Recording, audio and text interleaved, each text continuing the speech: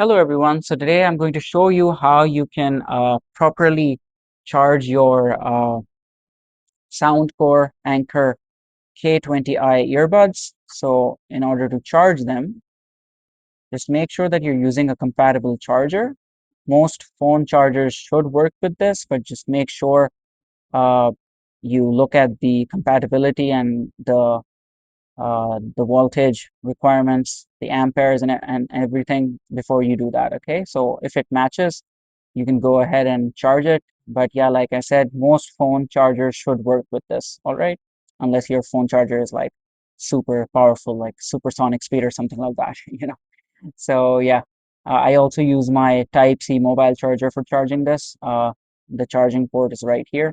So once you put it on charge, just leave it there. You'll see a light over here, a white light that's going to blink, okay? It's going to constantly blink until it's done. Once it stops, that means it is fully charged. The light is going to turn into a stable green light, and that is the indication that it has successfully charged.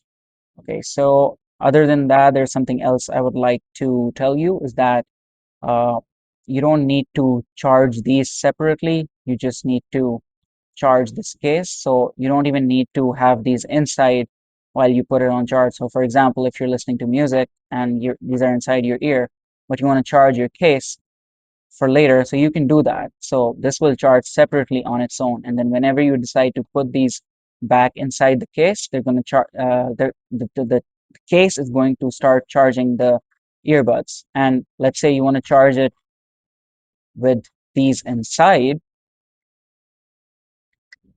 One second.